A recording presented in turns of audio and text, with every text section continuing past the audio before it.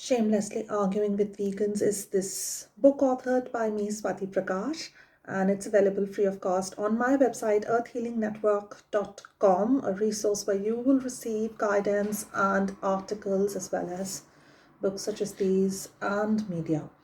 And you could share this book, download this book. It's free because it's very necessary for all human beings to realize that these 150 arguments featured here in this book are all wrong, that we must not argue against vegans. There is no time for such arguments. We're in a climate and ecological emergency that can only be resolved if we all go vegan instantly. There is no time to waste. So let us do it. Let us educate the world.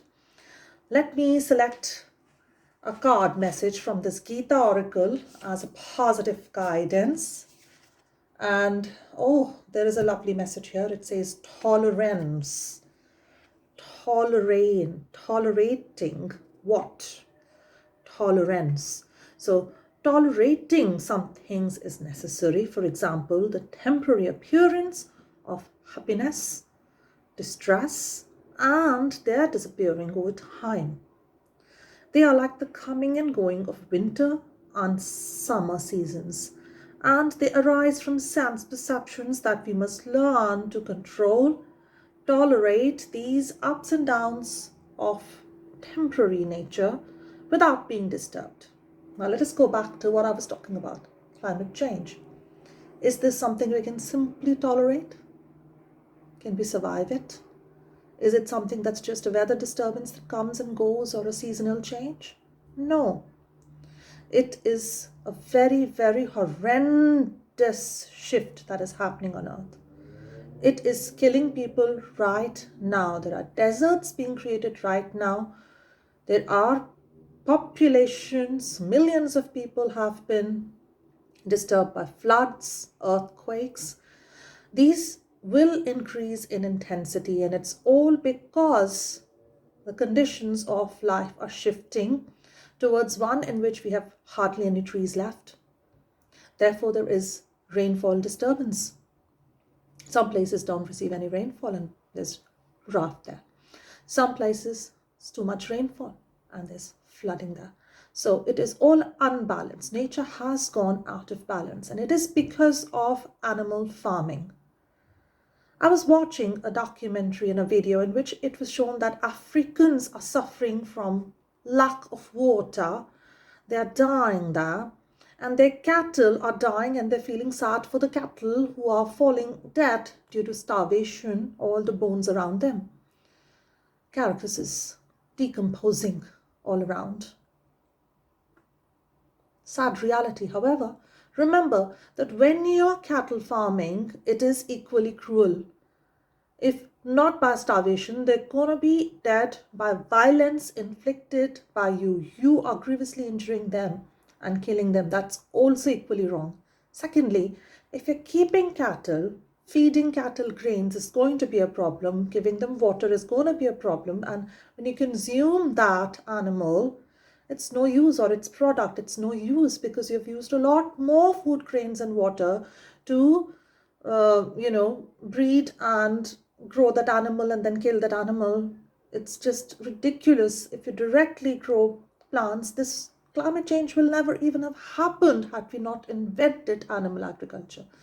We have gone astray and we are not doing the right thing. So remember this, we cannot tolerate this anymore. Let us see what is the argument that people have against this. Is there anything to say against this concept that we all should go vegan? Emergency is happening. Well, argument number 73, this was given by an environmentalist to me. It says, you live in good cities where you can easily go vegan because you get vegan food and vegan crisps and vegan nachos and vegan pastas. Well, everyone doesn't live in a urban city where there are Tesco's and Morrison's where you can get vegan lasagna. I know people think being vegan is something so special. You can only buy vegan from big supermarkets and big brands and have those vegan chickens, vegan meats, vegan steaks, That isn't what veganism is. That is called marketing and advertising, and you're a victim of that. What is veganism is our basic nature. We are from apes. We are frugivore by DNA, by our instinct, by our natural behavior, our teeth, our body, our hands. Everything is designed to eat fruits and vegetables. We are not supposed to go and kill and eat blood and flesh or eat rotting meat. We are not insects. We are not lions and tigers. We are from frugivore apes. So, this entire invention of animal farming has happened because some people believe that there are cold countries where you can't grow fruits and vegetables. So, you should.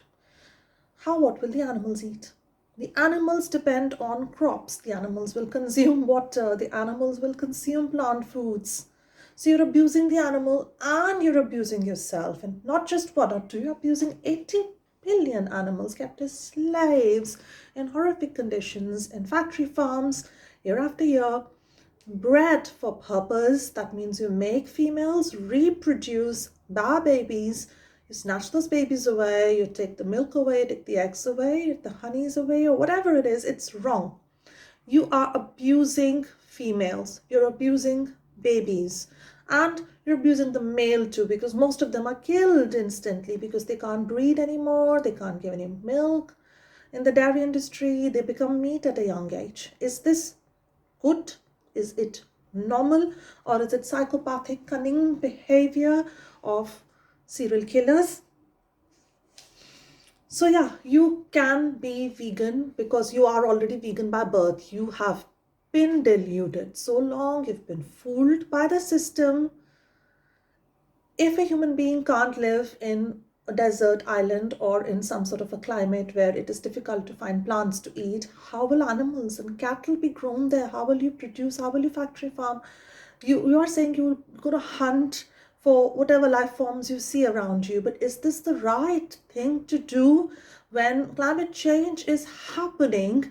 There are going to be so many climate refugees because these type of uninhabitable climates unsuitable for human life. Why don't we help these human beings?